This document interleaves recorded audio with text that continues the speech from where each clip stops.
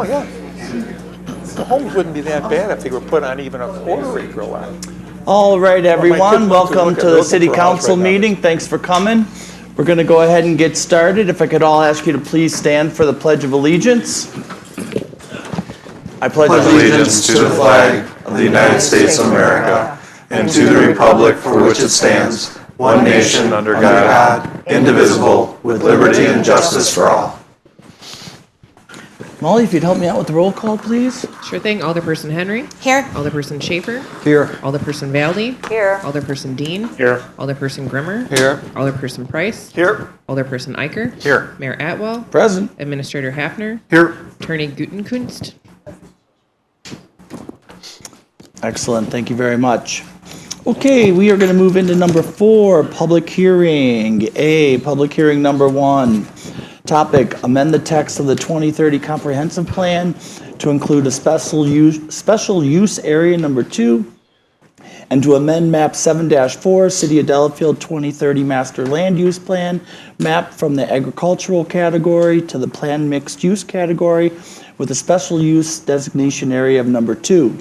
Location, DELC 0753996, no address, DELC 0756997, no address, DELC 07539999002, 3115 Highway 83, DELC 0756999, 2921 Highway 83, and lastly, DELC 0756998, 2831 Highway 3. Owner, Celia Holdings LLC, Lake Country Land LLC, The Farmhouse 1846 LLC, Daniel Bubb, Jeffrey and Tracy McDonald. Applicant, City of Delafield. Matter, amend to the text of the 2030 comprehensive plan to include a special use area number 2 and an amendment to map 7-4 City of Delafield 2030 master land use plan map from agricultural category to planned mixed use category with a special use designation of area number 2. Seems like that repeats a lot, but we'll move on. On several properties as a result of recommendations provided by the Economic Development Focus Group and revisions made by the Planning Commission. Is there anyone that would like to speak to public hearing number 1? Come on up.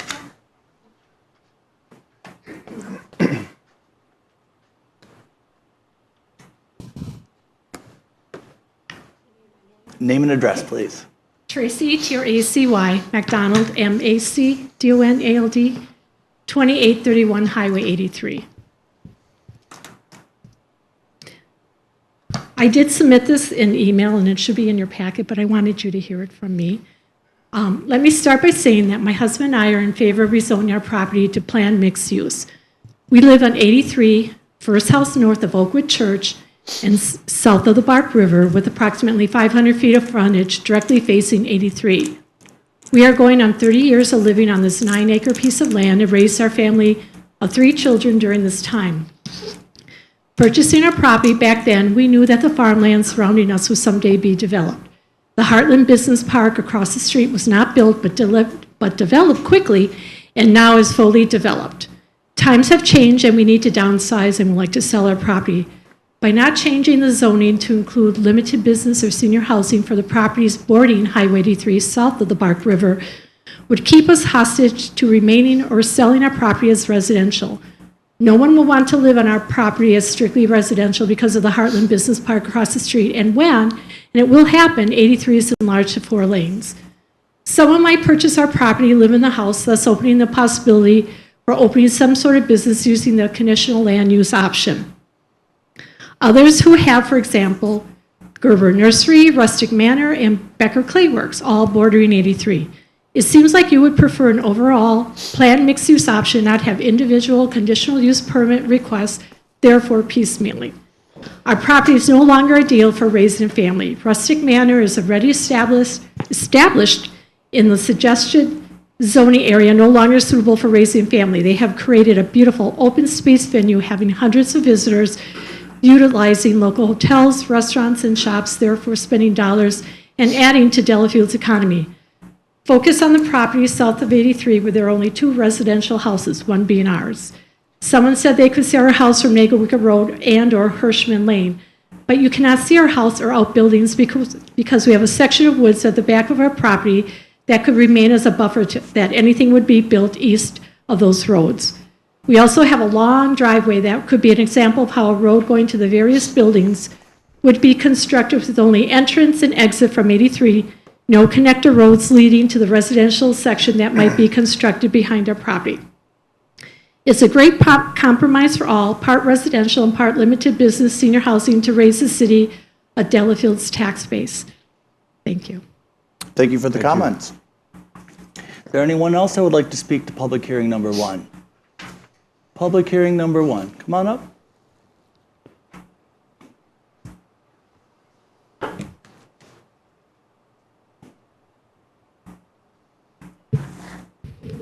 Hi, Susie Thompson, 700 Milwaukee Street.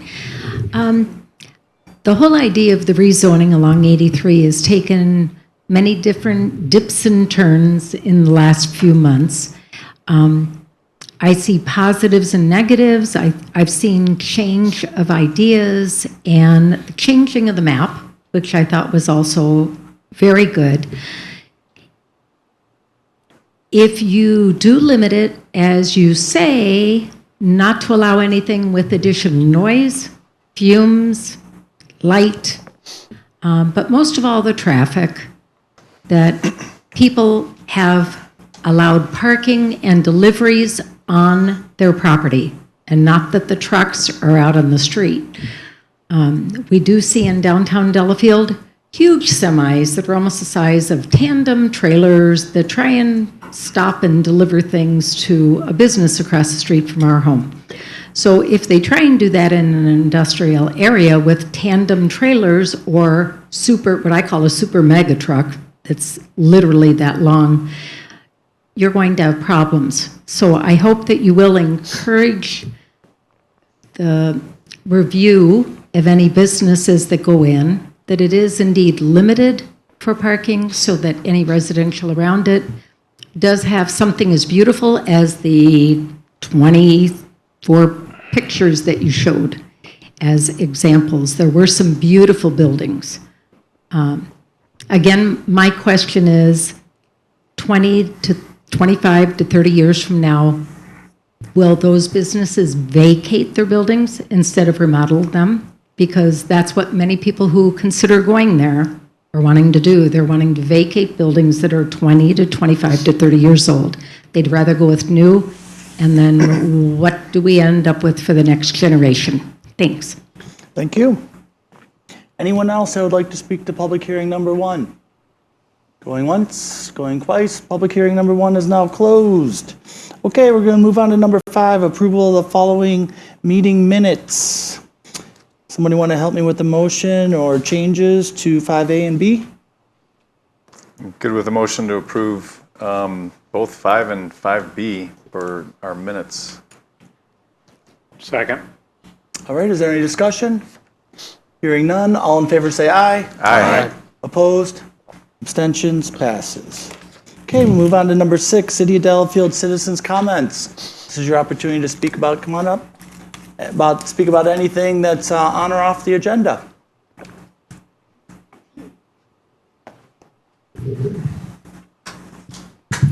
Thank you, and if I haven't seen you, Happy New Year. My name is Mary Daniel, and I live in Delafield at 309 Wisconsin Avenue. This evening, I'd like to speak about part of the e-packet, specifically page 265. It's the one that looks like this. The capital project summary, 2022, with the date of 11/3/22. Just to recap, 2022 had 24 projects listed, and it shows that 9 are now closed. As a Delafield citizen and taxpayer, I'm asking for a progress report of the 15 active projects when the next capital project summary is published for December of 2022. At the February 20th meeting, or if not ready, the March 6th meeting of the Common Council. I'm hoping an alderperson will ask to have this put on the agenda for February 2023 and March 6/2023 also. I'd also like to know the status of some of the active projects back to 2007. There's a GIS system that still has $13,000 plus not spent. 2015 has City Hall steps, $65,000 not spent. In 2016, there's a VMR signage Sandgren Trail / War on Terror not spent. There's a building security upgrade, Well 1 and Well 32, I believe, booster station, just under $2,000 not spent. And then in 2019, it's street paving, Mission Road Plan engineering not spent. I believe that's about $10,000. So just a little housekeeping, I think. But thank you all for what you do. Stay safe. Thank you very much for your comments. Is there anybody else? Anybody else? Come on up.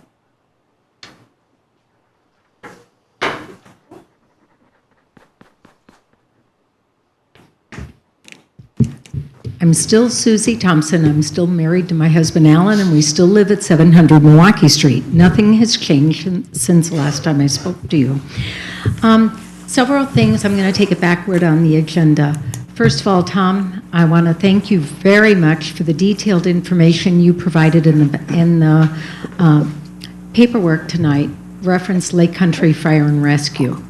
There was a lot of information that personally, as a citizen, I feel left out when you do a closed session. I get that you do it, but when you do a closed session to discuss something like, you know, what is going on with something, I feel like I miss it, but when I see information that's provided later, a lot of it makes sense. So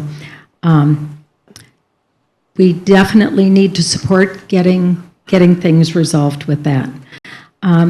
Further going backwards a little bit, the easement access that Michelle and Michael are providing for the dental property on Highway C, just north of the cemetery.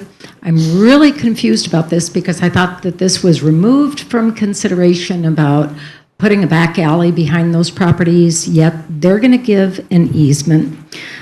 My concern that I have for Michelle and Michael is it looks like the paperwork notes that they're going to put their driveway in one spot, yet the easement notes it to be a few foot over from that.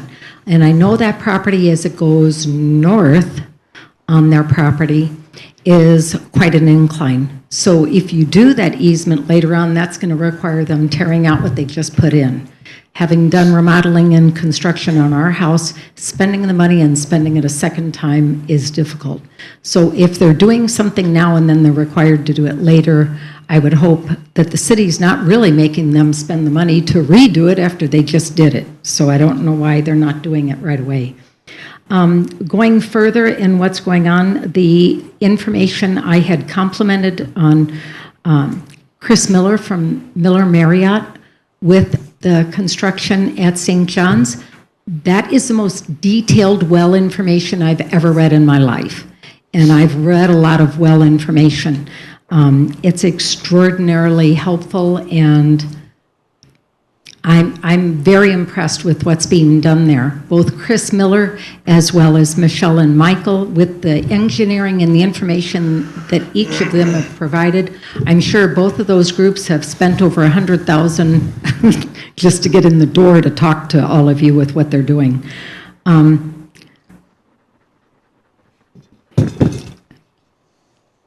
Other than that, 911 call that was made on Saturday morning that led to us all having our telephones go off at 8:54 in the morning to say, please be secure in place. If any of you are on the Nextdoor app, there was behind-the-scene information on what happened that morning, and hearing it from two different viewpoints of where the guy ended up and somebody who had followed him and what happened. Delafield Police Department responded quickly, as did the state police, and we're very lucky to have all of them and to have had such a fast response that day. Thank you. Thank you for the comments. Is there anyone else? Anyone else? Going once, going twice. Citizens' comments are now closed. Okay, we'll move on to number 7, consent agenda. Nothing on there. We'll move on to 8, board committees and commission reports. Licenses, any of those? None. Okay, we'll move on to planning commission. Mr. Eicher. All right, well, first order of business is what we just heard in our public hearing. And just a very quick overview. As you know, that there, over the past, I'm going to go year plus, we've talked about different land uses in different areas of the city and exploring options of what might help our tax base, as well as just be in sync with what our master plan is versus what some restrictions might be that would deter us from getting that type of development. And over the course of that time, one of the parcels that was discussed was Highway 83 south of the Bark River. And we received lots of input. This was, I don't want to put a number on the hours that were discussed, but publicly and openly, 50 plus at least in public hearings and different accessibility to the discussion. And we had lots of input. And what we arrived at was what's in front of us, and that was to change the land use plan solely for the part of Highway 83 south of the Bark River. The parcels north, we elected to leave status quo based on what those property owners might deem in their best interest in the future. On the south, we took input from some of the people we just heard tonight, as well as the concerns of the citizens on the west side of the property as far as what it might do to traffic and aesthetics, and came up with a land use plan that seemed to accommodate all interests, as both as far as developing the property in a good way to suit the city without really trampling on why we moved here, why people moved to the area. So that's what's in front of us. I don't know if anyone has any questions on it, but to help answer those, I'll just make a motion to, as make an official discussion, I'll make a motion to pass ordinance number 810 to update and amend the text of the 2030 comprehensive plan for that special area use number 2. I'll second. Does anyone have any questions to help clarify? This has been going for a while, but.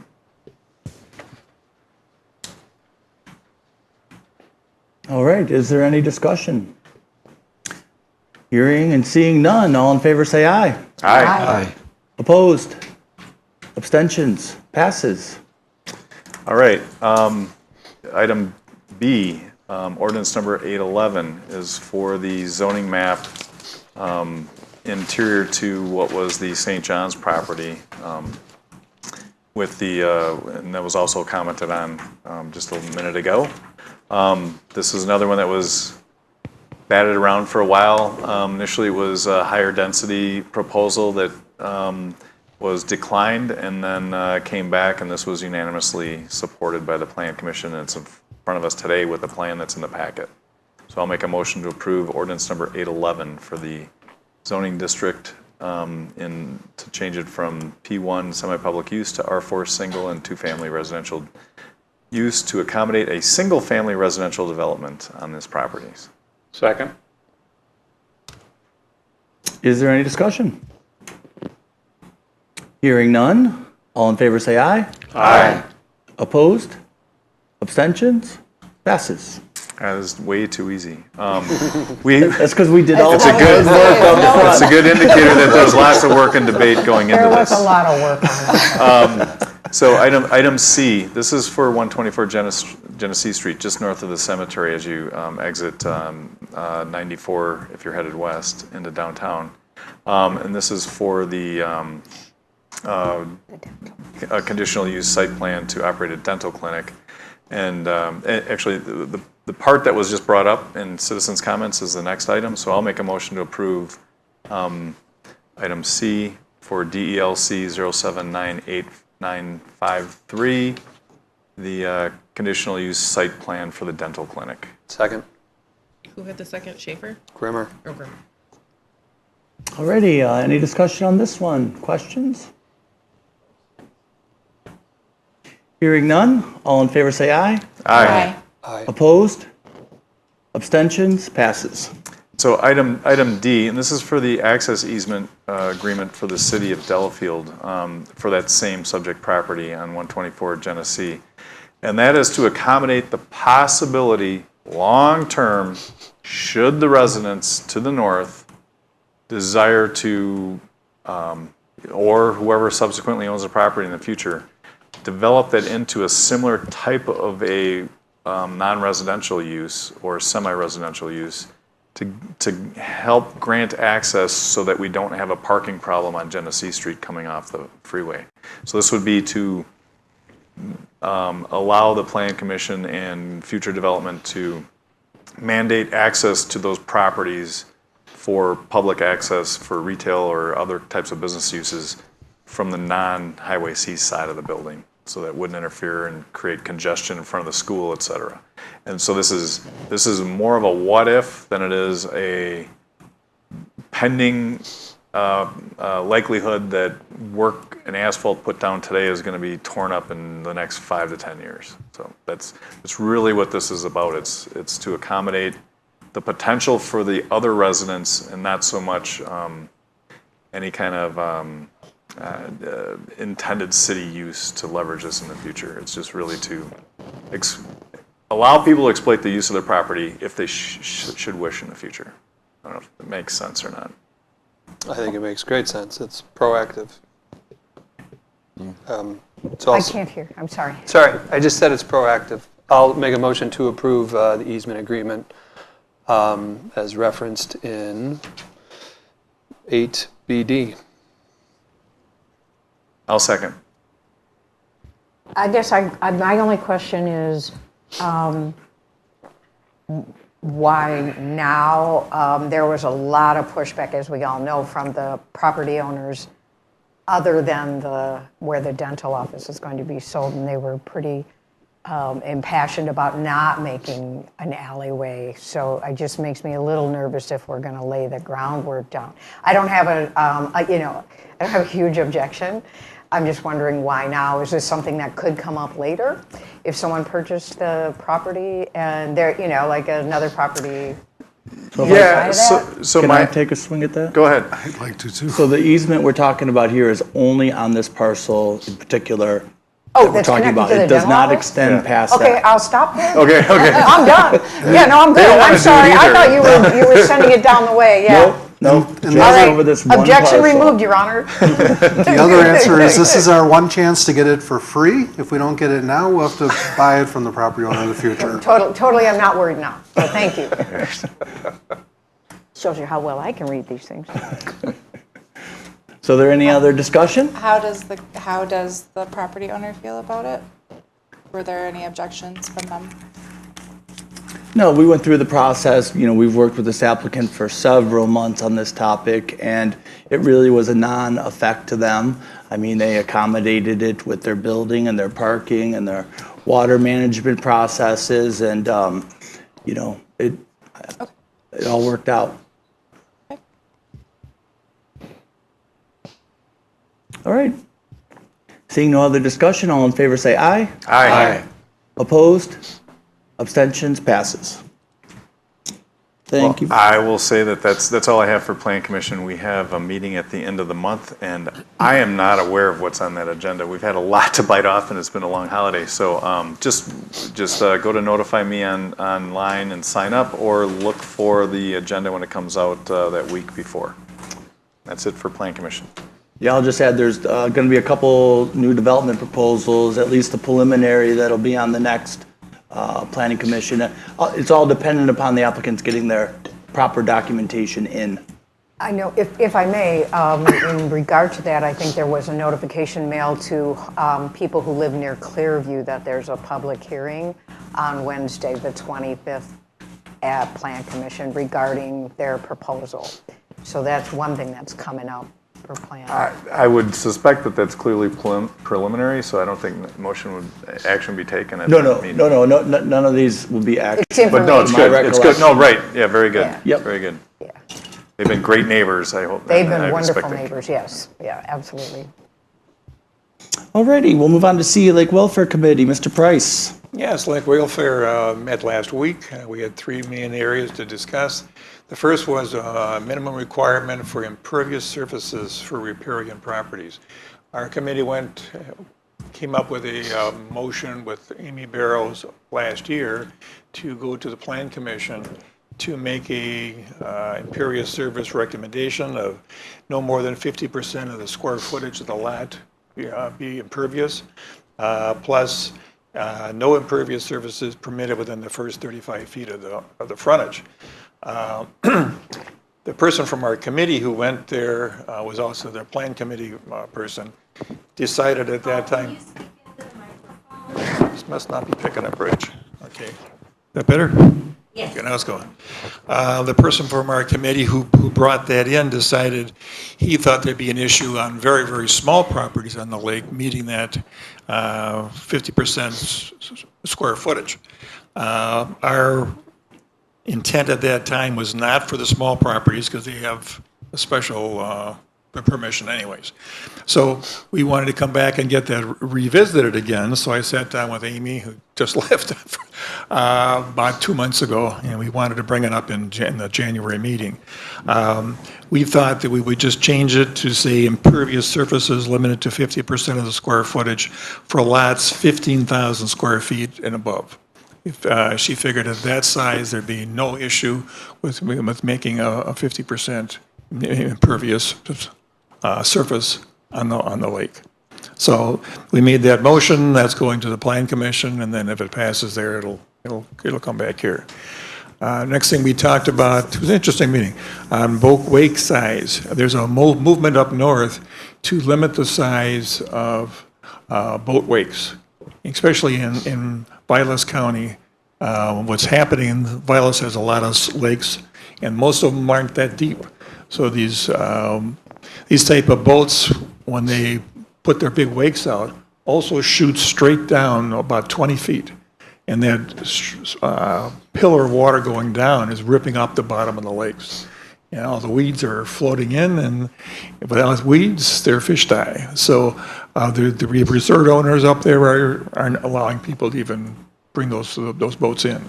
So we're not going to come back with some kind of an ordinance. We just thought we would want to educate the people on this lake to the proper use of those. So we may be coming back to the council at some point for some kind of an education program, signs, or in our quarterly newsletter, something like that.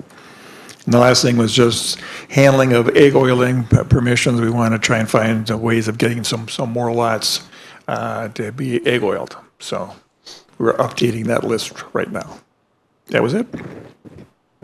Great, thank you very much. Okay, we'll move on to D, Park and Rec. Schaefer. No meeting since our last meeting. Our next meeting is 1 week from today. Sounds good. E, Public Works, Mr. Grimmer. We had a meeting last week. I had a conflict, was unable to attend. I would refer you to the minutes. Unless, Tom, you recall anything on DPW or Public Works. Probably the major discussion was regarding innovative ideas on what to do about speeding concerns on Milwaukee Street. And staff received some direction on looking into different signage that could be used and some different alternatives. And we'll be coming back to Public Works with some of those ideas. Thanks, Tom. Alrighty, we'll move on to F, Delaware Commission, Mr. Eicher. No meeting, no report. Okay, G, Police Commission. We haven't had a meeting, but we have one scheduled for next Wednesday, the 25th at 5:30 at the Police Department. Sounds good. All right, Library Board, Ms. Henry. Yeah, we met last week, and the library programs are continuing to go really well. As a board, we're updating the updating the policy, the library policies, and making sure those are all current. In this week or this month, we did the code of conduct policy. The staff is continuing with their training and development, and the library staff is continuing to work on the strategic plan to have that done by the end of the year. And yeah. Sounds good. Alrighty, we'll move on to I, Zoning Board of Appeals. I don't believe they have any meetings scheduled. Okay, J, Promotion and Tourism Commission, Mr. Schaefer. No January meeting. Our next meeting's February 14th. Wow, you had it easy. I had an easy month Oh, but the Delafield was awesome. so far. So far. Okay, we'll move on to K, Lake Country Fire and Rescue Commission. I'm not aware of a meeting there. L, Lake Country Fire and Rescue Board, Mr. Grimmer. We had the joint meeting with the municipalities a couple weeks ago, basically expressing where municipalities thought that they were in the process of funding. Our next meeting is Wednesday. On that agenda of specific interest is just starting the conversation on performance metrics to see if and when new staffing is implemented, how that staffing affects response times, et cetera, and having some metrics to judge the effectiveness of that increased funding, potential increased funding. And that's Wednesday. I think that'll be a great thing to be able to put in front of citizens of all the different communities so that we can track the performance based on the fact that they're going to be asked to spend additional money out of pocket. Having a good criteria and measurement system that's consistent and accurate, moving forward and public and available, whatever it is, monthly, quarterly, go a long way to getting, I think, commitment from citizens to feel more engaged with Lake Country Fire and Rescue. Yeah, agreed. And we have some metrics now. I just think they need to be out there a little bit more, like you said, in the public eye, on agendas, posted, etc. And yeah. Okay, we'll move on to M. Any other committees and boards? Ms. Henry, Deer Management. Yeah, we actually have a meeting tomorrow, but we did meet since our last meeting, and the main one is on the agenda is our next, item B. So that is removing the sunset clause from the Deer Management Committee and making it a permanent. We voted on that at our last meeting to request that take place. We also decided to pause the amending the committee to include other wildlife for now. We'd like to revisit that later, but for now we'd like to ask the council to remove the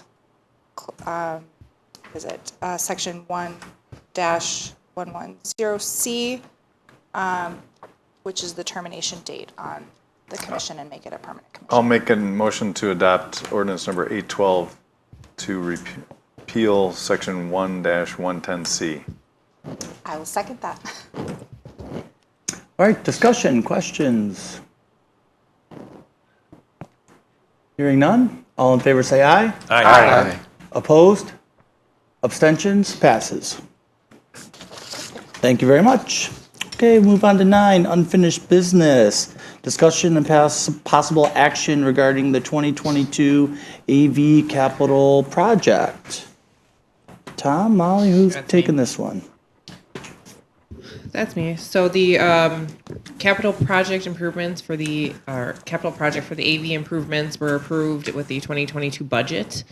I had 2 of the vendors come and provide a presentation last January. I took that feedback and then worked with both vendors to adjust the plans accordingly based on that feedback. It did take a little bit of time between working with the 2 vendors. One of the vendors went through a merger during that time. So I did finally get both of the updated estimates. There is an increase in price. I expected to see one with all of the supply chain issues. Seems like the electronic items are especially affected by the supply chain. So the AVI estimate, well, I'm not recommending it, but if you should choose to go with that, those items are delayed anywhere from a year to 18 months. A lot of those are on that particular estimate.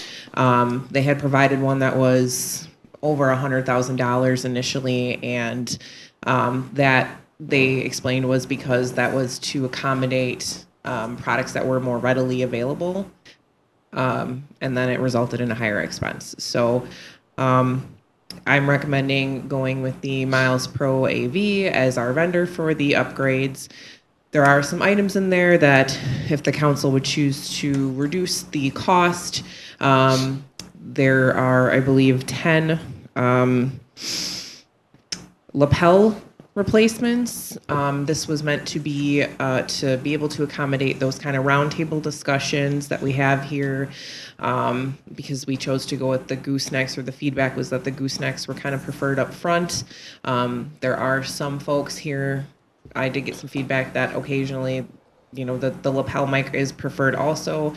With the microphone system that we are going with, or that I would like to see us go with, you can, mute that and should be able to use that lapel mic still, and, mute your gooseneck mic so that there's not an issue back and forth there. So if that's your preference, but you could reduce the number of lapel microphones or choose to not upgrade the lapel microphones. We do still have, 8-ish working currently, and we could maybe replace those one by one as we start to get a handful back in, so we can get those into rotation. Some other items that are on there that are considered optional would be replacing the screens, which I think they're probably in fine working condition. TVs are not necessarily a high expense at this point. You can get a pretty nice TV for, $300 to $500 if one of them were to go out.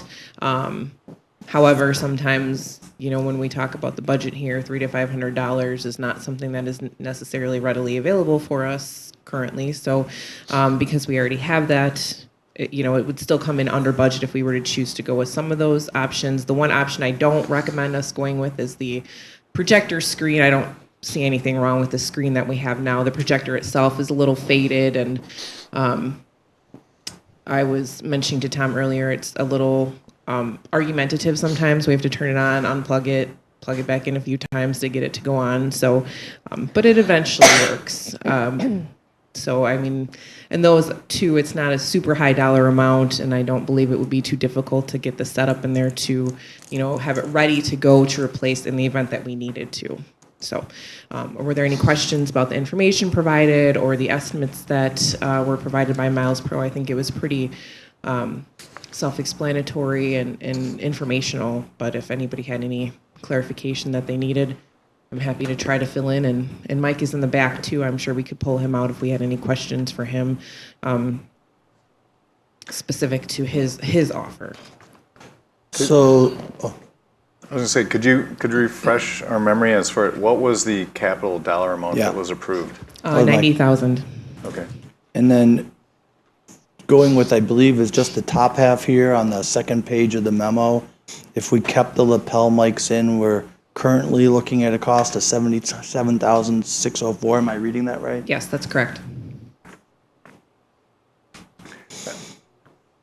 We're just reviewing it, knowing what might be involved in any kind of possible discoveries. I appreciate that we're under budget, and I'll make a motion to approve the presentation or the proposal from Miles Pro, and not to exceed an expenditure amount of $81,500, and that would allow about 5% for any kind of discoveries or any kind of brilliant ideas that might come out during the implementation. Second. Who had the second? Is that with so that amount is with the lapel mics? I'm suggesting that we look, that's part of my suggestion is that we're looking at the $77,604 amount with the lapel mics as an option, with an additional buffer for if we need to replace cabling, if there's absolutely something else, some camera or something else that needs to be replaced. So the new lapel mics are in. That's what I'm suggesting, yes. Sorry for not clarifying. Any other discussion? Okay. So I just want to, I guess, further clarify. So we're looking at that, no options added, except for including the lapel mics of 604.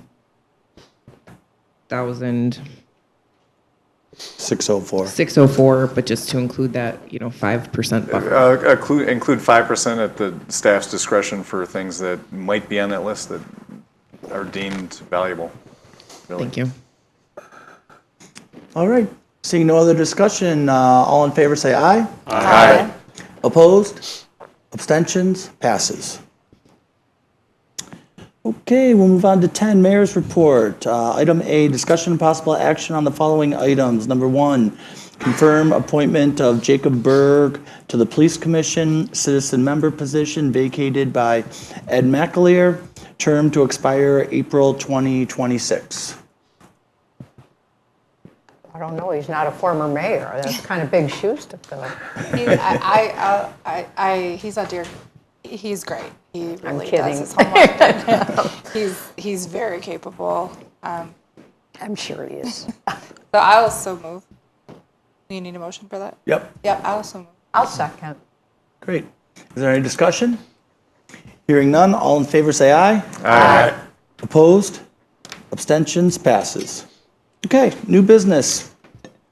A, discussion and possible action regarding resolution number 2023-01, a resolution authorizing a referendum for the city of Delafield to establish a fire protection and emergency medical services fee beginning December 2023 tax bill that funds the 2024 budget and continuing on an ongoing basis.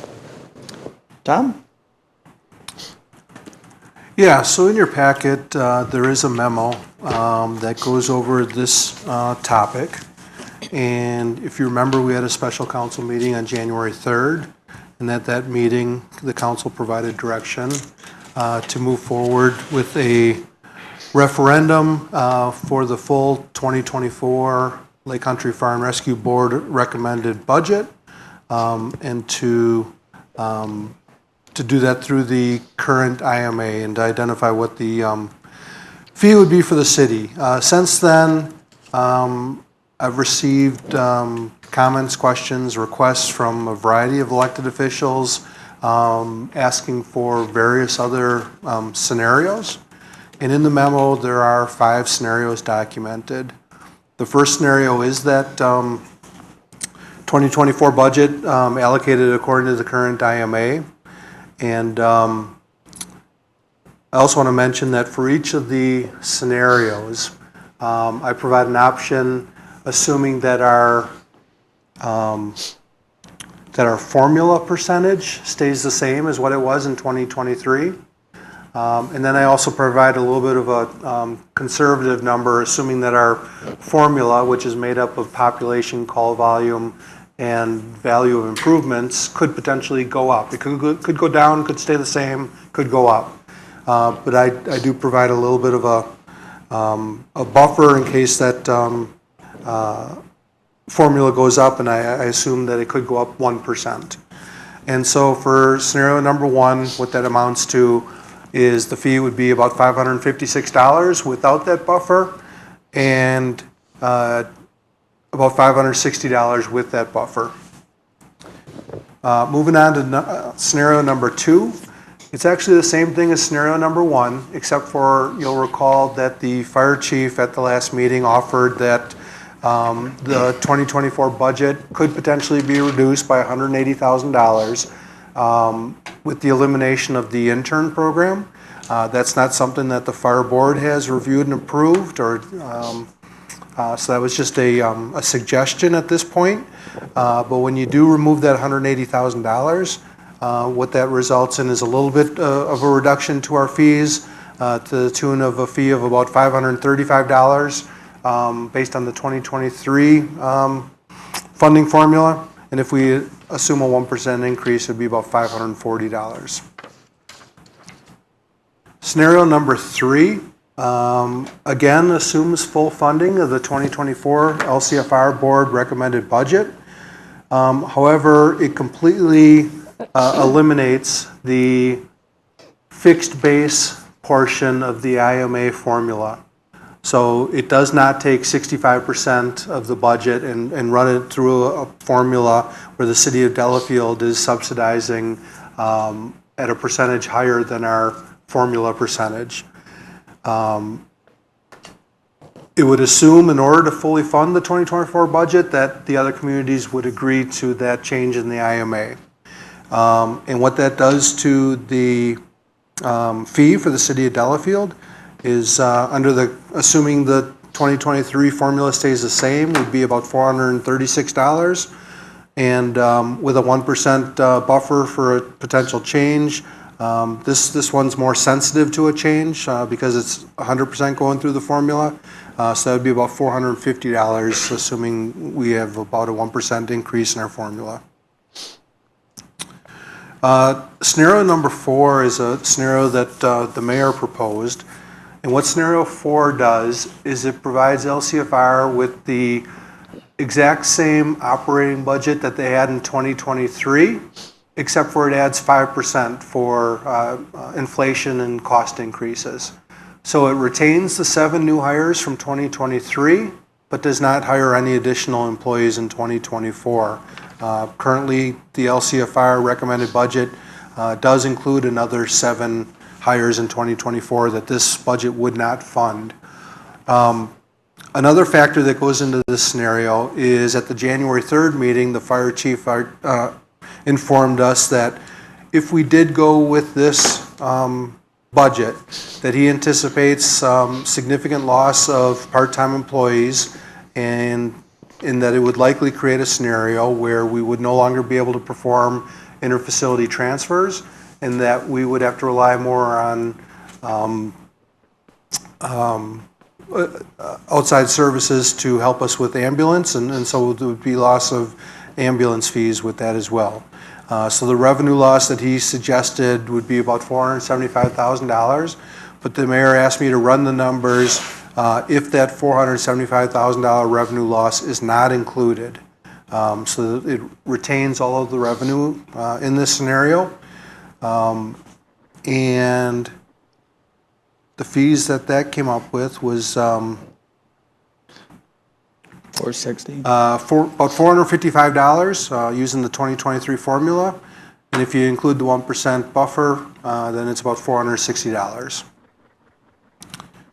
The last scenario that I was asked to provide is one that we've talked about before, and that's simply completely eliminating the allocation of cost to municipalities through the IMA and simply taking the LCFR budget and dividing it by the total number of emergency service equivalent units in all 7 communities combined.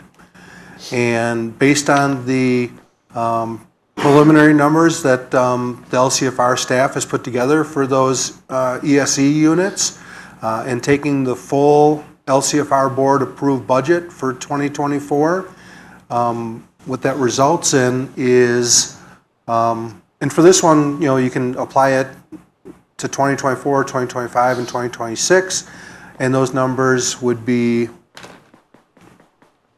$373 for 2024, $458 for 2025, $522 for 2026. And again, so those numbers, if we could get our partner communities to go along with this type of a system, those numbers would be the same regardless of whether you owned a house in Delafield, Wales, Genesee, town of Delafield, or wherever.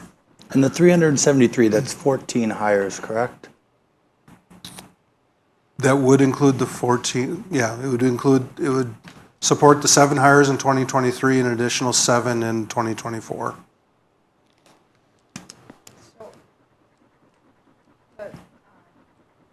Sorry.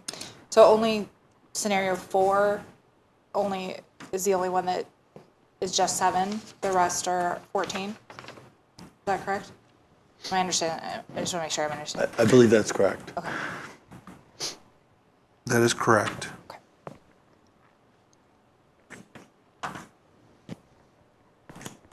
So scenario 4 would require us to, well,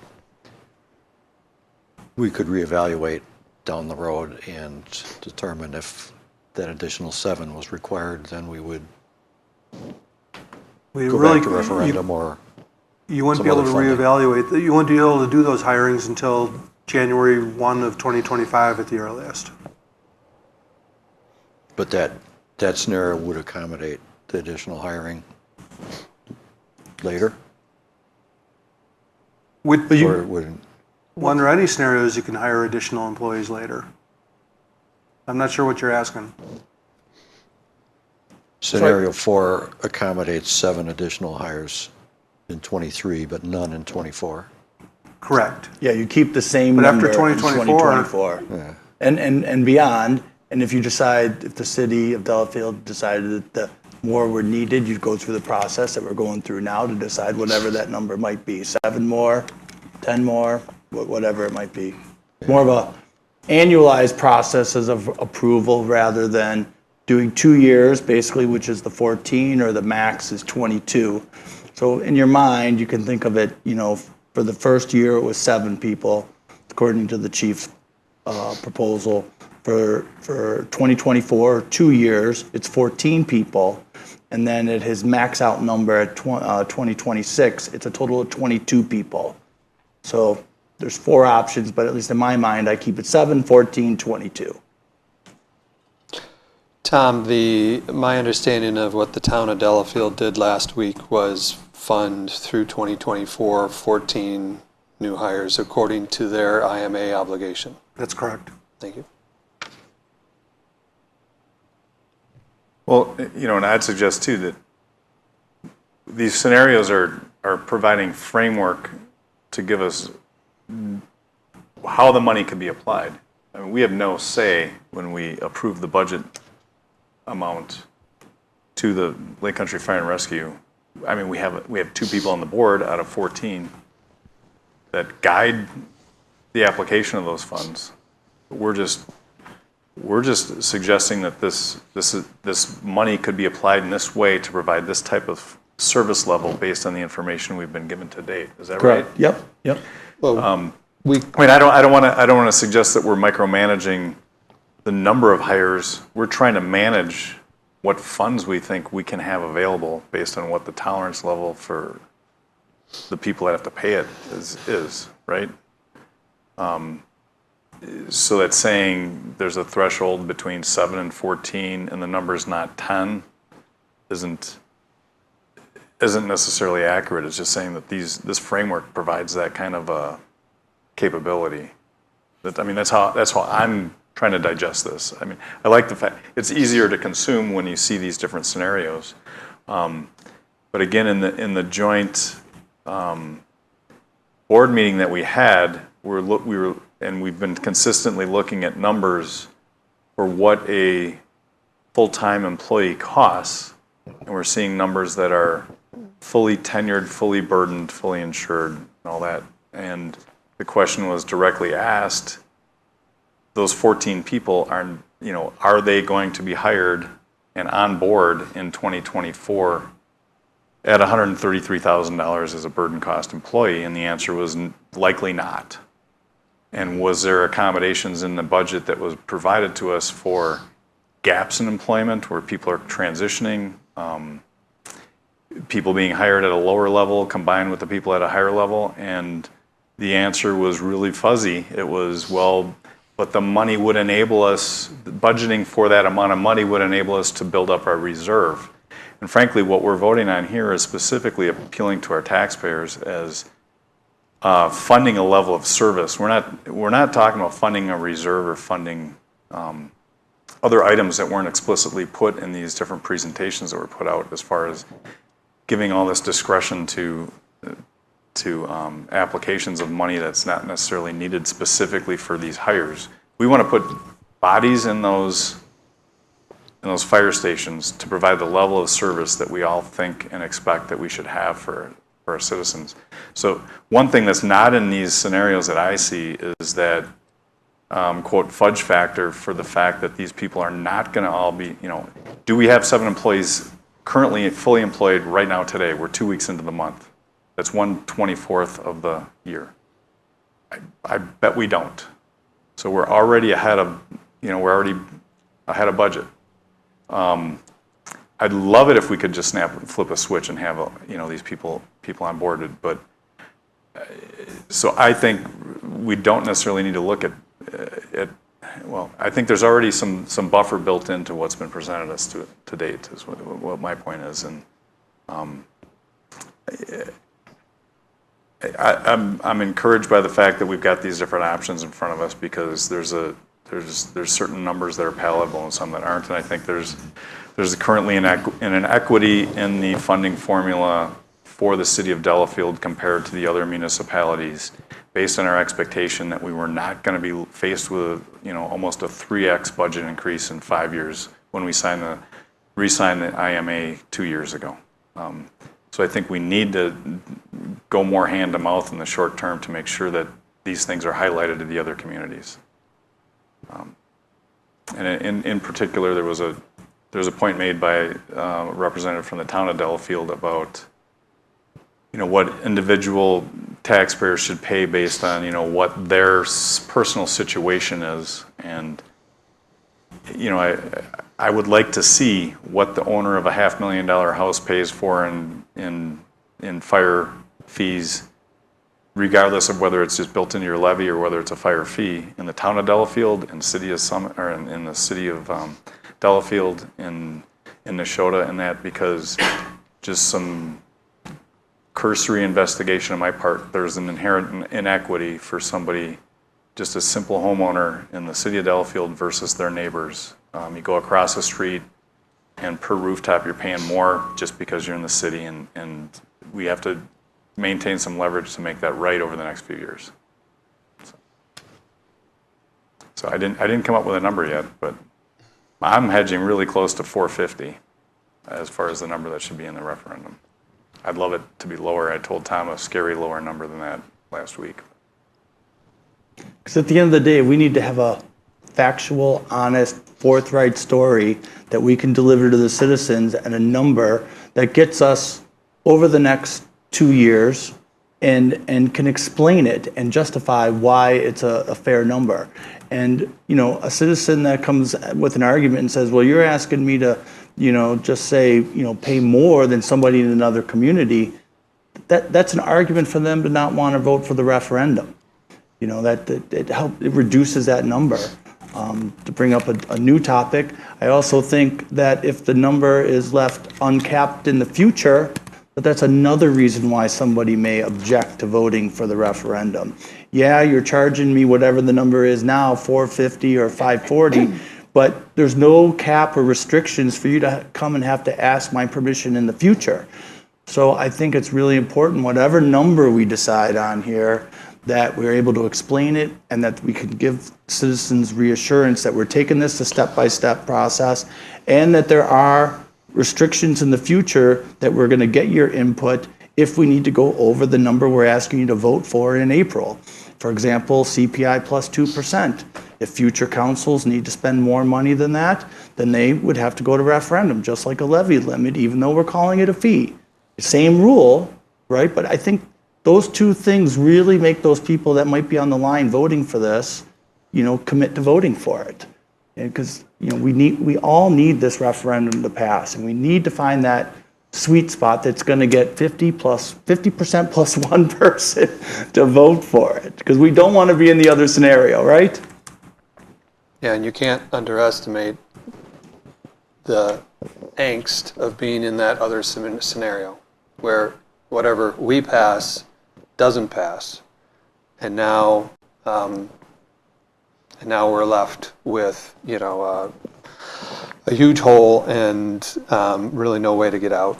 And so that's why I totally agree with Iker and Atwell, and this has to be passable. It has to be capped, restricted, so there's some confidence. And I think it's important to maintain that leverage on finding a more equitable way to fund Lake Country Fire and Rescue. And it's a hard sell, like you said, to have somebody who lives across the street paying less than you do for the same services. To that point, we agreed to the formula when we joined this cruise, so partly Yeah, but- You know, and Delafield has, I'm just looking at the people in the group, we're the most populous of them. No? Who's bigger? We're third. Town of Delafield and Genesee are both more populous. And we Are agreed to they the formula town of based on Genesee? Really? on a restricted CPI plus 2%, saying, okay, we've got this base, we've got this fixed and variable formula, but we've got the assurance that we're not going to exceed X amount per year. And it's my understanding too. I mean, I was drinking from a fire hose when I was brand new to the council, but it was right when this Lake Country Fire and Rescue was formed, and the agreement was already in. I think it took about 2 years to negotiate the merger between Neshota and Shaniqua. But part of that fudge factor, if you will, that 65% number, was to temper the impact of the change. Basically saying it's not going to be jumping into cold water as far as the increase of the cost of services to these other communities, and that's reiterated in Tom's letter too. But this next 4 years, we're all in the same boat, jumping into this huge increase, and the disparity is becoming more alarming. And we need to make that. I think we need to have an impetus to come to the table in fall and look at this formula and make sure that everybody's locking arms, saying this is fair, and not that. Thank God that we get our rich cousins in Delafield are pulling their weight. And I'm not saying that it might be that we're not doing enough. We really need to re-examine it to make sure that it's right. And so I think looking out 4 years, we have to, but we have to take this a year at a time. And I think having a reasonable number that gets us just what we need today is the right step, and just keep trudging ahead. So I don't know where that leads. I don't know where that leads me. Any number, I think, any number over 280 is too high. Okay. So Tom, can Let you me just throw out one more detail that should be taken into consideration. So remember that if we go to a fee, we're going to have to take a negative adjustment to our levy. So we need to decrease the amount that we put on people's property taxes. We need to decrease that by over $705,000. And what that translates to is any property with a value of $500,000, they're going to see their taxes go down by about $195. Any property valued at $1 million, their taxes will go down $390. $1.5 million property, their taxes are going to go down over $580. So there's going to be some property owners that are actually paying less under a fee system. So it's important to understand that part of the fee is going to be offset by lower taxes. And Tom, I think that's important to be able to show that at the referendum, that it's not 450 or 500. It's 500 minus the 300. The net increase is a lot smaller than we're talking about here. We've got to find some way to be able to It's easy clearly to communicate that, so.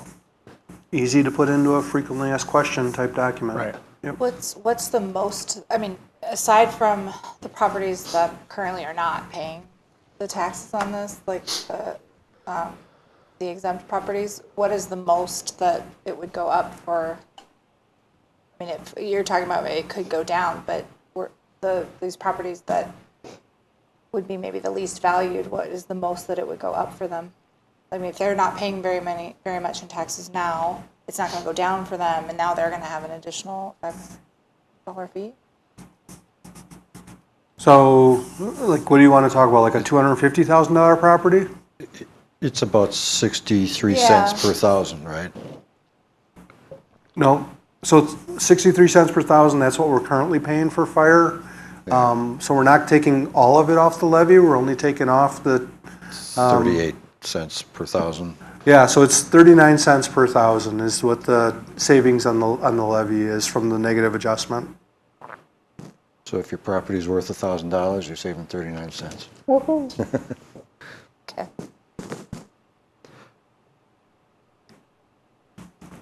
Tom, do you want to touch on why the referendum in terms of the levy adjustment, how that works? Or you got me to Say that again? about the levy? Do you want to talk about the levy, the negative adjustment, and how that works with the referendum? Yeah, we've talked about that numerous times. Okay, but so again, everybody's aware. Okay. Again, as a reminder, the negative adjustment that you have to take is the difference between what we currently were levying for the service and what we levied for the service in calendar year 2013. That's just state statutes that spells it out that way. So let's see, and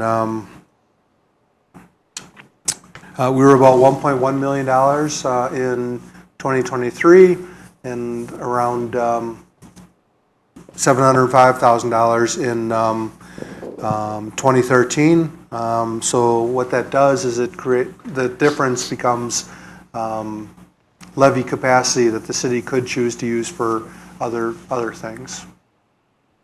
And Tom, would you just kind of help the council to understand the difference between the $450 number in scenario 3 and the $373 in scenario 5, as just for discussion purposes, both represent a number to hire 14, new people in total, and how different how that number calculation differs from the fairness in communities? Well, fairness is a matter of perspective. But so that every household in every community is paying the same? That's scenario number 5. Yeah, so can you explain the difference in the calculation between scenario number 3 and scenario number 5? Yeah, so scenario number 5, it completely eliminates any funding formula in the IMA. Completely eliminates it. There's no based fixed allocation. There's no formula allocation. All number 5 does is it first counts the total number of emergency service equivalents in all 7 communities. If I remember right, here, I got it right here. That's 12,790 emergency service equivalents in all 7 communities. And it simply takes LCFR's full budget and divides it by 12,790. Alternatively, scenario number 3 still retains the formula portion of the IMA. Completely gets rid of the based fixed portion of the IMA, but retains the formula. And again, that formula is based on population, call volume, and value of improvements. And so it still makes 7 allocations to the 7 different communities based on that funding formula. And after it's allocated to the community, then we divide ours amongst the number of emergency service equivalents just in the city of Delafield. Okay, I think number 5 I was trying to get at sort of the same objective as number 3 is saying, let's find a way that Well, number 3 will bring us closer to us. Number 3 will bring us closer to a house in Delafield being the same fee as the house in other communities, but it won't get us there. There'll still be differences based on the different variables in the funding formula.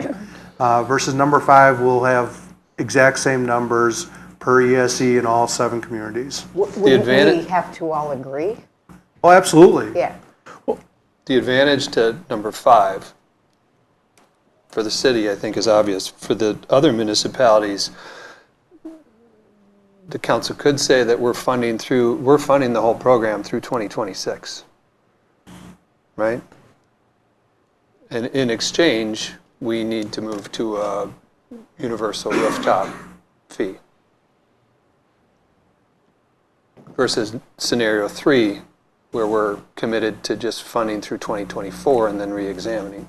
Now maybe, well, I'll stop there. And Matt, I'll caution you not to say rooftop, Yeah. because when we started, we actually did do a rooftop approach where Walmart was treated the same as a single-family house. Oh, I didn't mean it like that. Yeah. So it's not a rooftop, but it's a emergency service equivalent where. ESE. Yeah. ESC. Which Okay. really helps because, as you say in Yeah. here, like a house is one, but a duplex would be two ESCs, right?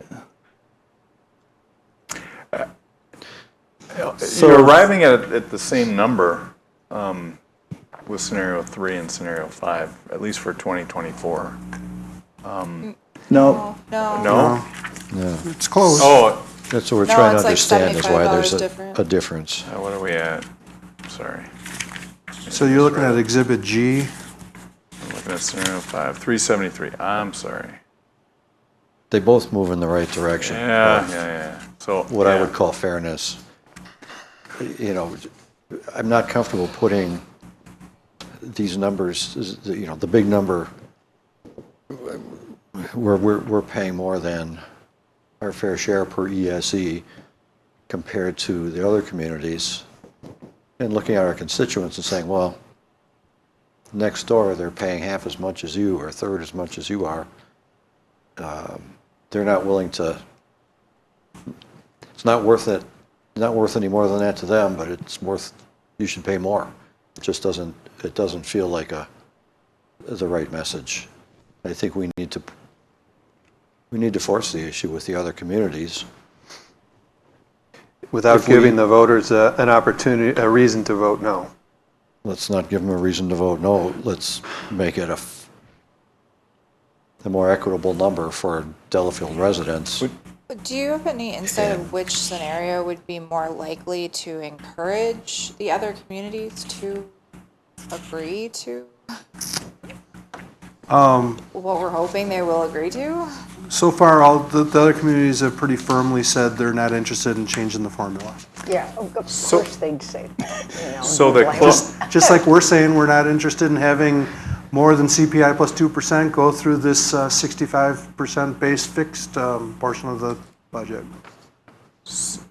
But Tom, if we pass a referendum based on the smaller number, and we all pretty much know that the other districts aren't going, you know, they're not going to play ball with us, what happens then? We basically just underfunded the fire department? Absolutely. or other communities can decide to pay more. or they can decide to fund it exactly the same lower level, and we've got an amalgam between the two, right? So the board would be looking at funds available and making decisions based on how they're going to move forward. So we can hire this many, or we can't do this and we can't do that. And they have to live with what they get. In my opinion, the easiest to rationalize and say it's in keeping with the initial intent and the spirit of the founding of LCFR is scenario 3. I'd rather have it lower, but that's where you're looking at what's actually in play, and that's you're protecting population, you're protecting property value, and you're protecting, you know, and you're paying based on your utilization and call volume. I mean, maybe the percentages might need to be looked at over time, and it does stick us still with a pretty big number, but I think that's completely justifiable and rational, and it puts us on 2 solid feet going into fall, saying this is why the numbers would be 450 versus, you know, 560. You guys have to come to the table with your piece of this, because how can you argue that call volume, population, and property value aren't the 3 things you're protecting? If you start saying, well, no, but you said you'd protect 45% up to 65%, and then beyond that, you'll be fair. I think that pulls a thread at their case. So I'm comfortable with the numbers in scenario 3, and that's still, like I said before, we're accommodating the fact that as much as we'd want it to happen, are we going to have 14 full-time firefighters in 2024 that are fully tenured and experienced? I love it. That would be what I'm sure the chief wants, so he's got the best people on case, but there's going to be money available in between there that's going to be a buffer for other things to be enabled. And that's how I read That's how I've been educated over the last 4 months, that I've been afforded any kind of exposure to these numbers, and that's my read on this. In that population call volume value formula, all 7 communities previously agreed to that. For a third of their expenditure. Right? But at least Ish. they felt that they understand the formula. Yeah. Formula they bought into. But again, some it level. was because it tempered their pain level in entering into what was right for their community, based on the fact that they were in much more dire straits than we're facing right now. Where they'd be today versus where they were 3 years ago, from what I could read. I mean, maybe not so much the town, but some of the other communities for sure. If we referendum for whatever the 560, what motivation do the other communities have to renegotiate later? That there's no. We've given them. Again, we don't have we've to written spend a blank it. check, and Again, we don't have to approve to spend it. We're asking for it, right? And which has a little more likely, a 560 We need to pass the number has a- referendum. Right. You need to give the reason. You need Numbers- to put it down in paper. Yeah, there's a can reason justify something's marked at the 450. 1999, It's because there's that mental barrier to get over that extra dollar. And I think 560 is, I'm concerned it wouldn't pass. the more you ask for, the less likely you are to get it. I can look constituent in the eye and justify the 450 and explain the 450. The 560 doesn't feel right to me. So it's a weaker case to sell that to the community.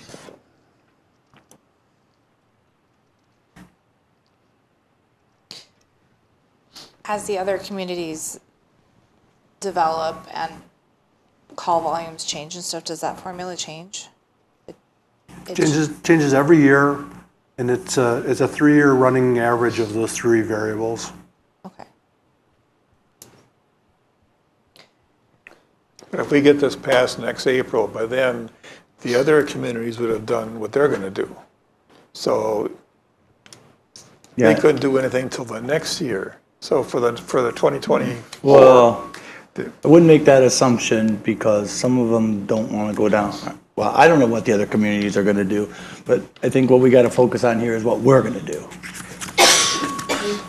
One of the things I would mention was previously when we were under the variable program, there was concern that the city is building assisted living facilities, independent living facilities, and the call volume year after year would increase. And obviously, as we consider more development, I just want to throw that out there, that even under a variable plan, strictly a variable funding formula, that the city's costs could increase, not as substantially, but could increase based on our development. And correct me if I'm wrong, Matt or Tom, but that would be a 1-for-1. Every increase, we'd have a new person paying. Correct. Yep. It's not a burden on the existing, it's only a burden to the new. I'll have to say that just like when we get into discussions over things like where a park should go or whether the lake should be dredged, and we end up with these we versus they scenarios between districts, and that we're all shareholders in this in the idea that we want to protect our neighbors and our own constituents. And so I think that scenario 3 puts more of the we into it than the they into it. When we start looking at, I think there is a disparity when we go to strictly a per rooftop or a per. Our communities are different. I mean, we have more density than the other communities do. I mean, if the 83 and 94 district and the assisted living facilities are different, and our downtown is a little different. So there is more. There's things that get accommodated by a formula that shifts burden to people that use it more. And I think the scenario 3 and the numbers there make more sense, and it's something that I think it puts our partners on weaker ground when they try to say that's unfair. If we went to 5, I think they can bring up reasons that we can't substantiate as well. I like the numbers better, but. It's a simpler message, but I'm happy with 3. So It makes sense. So in the referendum language, why, so we've got, is that the next point? Got highlighted language about? Well, we need to the other talk thing about is, are you, at least the two that are doing most of the discussion here, you guys are good with the CPI plus 2%? I wording? think there needs to be a cap on it. The only thought that I had is if the communities did agree to get rid of sorry, I'm bad with my language, but is it the IMA? Yeah. That's agreement. assuming that's, if they agree to do that, is there a language that we could do that would give us a little bit more discretion to negotiate that? Well, the idea with the CPI plus 2% is we have the discretion, we just got to go ask. Right, but even if we approve these numbers, Yeah. The IMA isn't actually going away unless the other No, communities agree the to it. IMA exists, but there won't be a single community following the rules on what it says we're supposed to pay, because we will all, in theory, be paying over what the IMA says. IMA says we're not allowed, nor is to my recollection, somebody please correct me if I'm not remembering it right, but it basically says that they're not allowed to propose a budget over CPI plus 2%, if I'm remembering that correctly, Matt and Tom? Correct. Right, but I just want to make sure, if we're approving these numbers, and then the other communities say, okay, they've approved those numbers, and then they build their stuff to where what we've approved just fits into the formula at that budget, is that, I mean, essentially they could approve a smaller budget and just still have us be paying the majority of it. Does that make sense? I just want to make sure We have to that approve their doesn't- budget every year. Yes, they could, That's what, do you understand what I'm? yeah, they could pass their equivalent amount under the IMA based on what we did, and then it would be a pretty low budget for LCFR. Right, that's, Yeah. was my concern with this.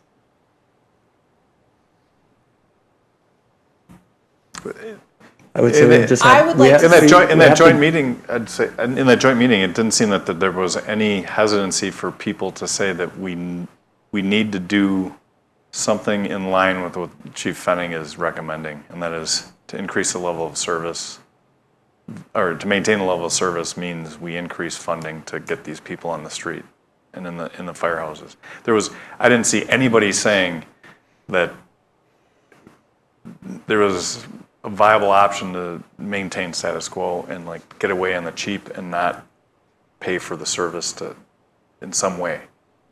It's how we get there, and reluctance to alter the IMA was definitely a common theme with 6 parties, but nobody argued to say that 12 to 15-minute response times were acceptable. No, I mean there was none of.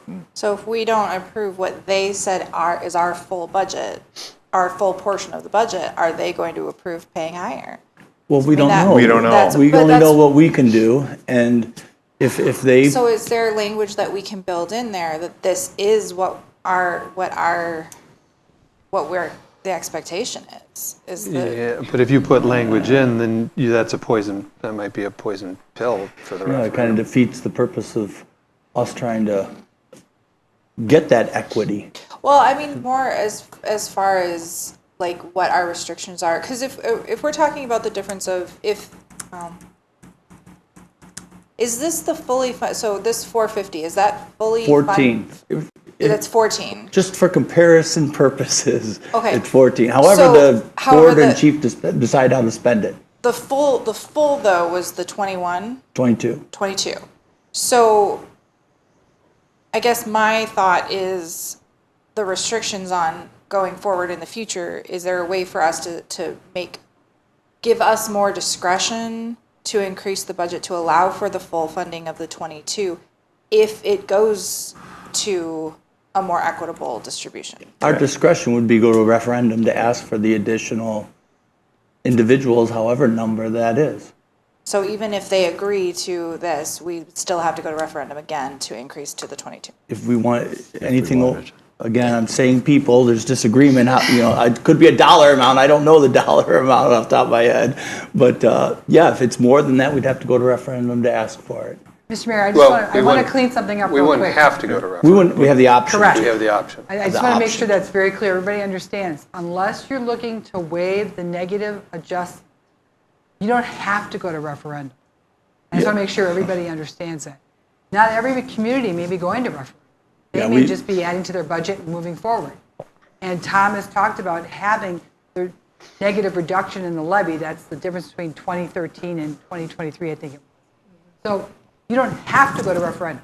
This is a decision you guys are going to make, but just I want to understand. So if this year you do referendum and next year you want to change it, you don't have to go back to referendum. That's up to this body to make that decision.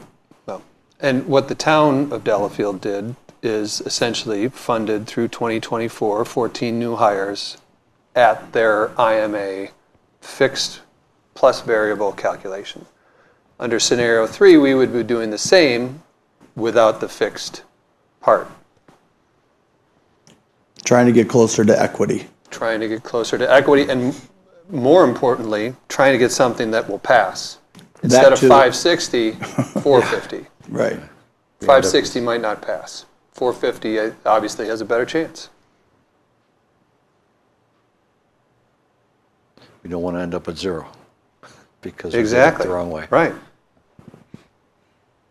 Yeah, whatever policy the city has is only as permanent as what happens after April 7th or whenever the election is.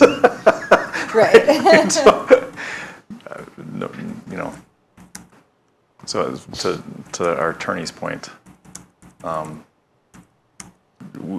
this board makes the policy, so we can change, we can go take it totally different. And frankly, at that joint board meeting, there was some municipalities that seemed like they were applying a fee.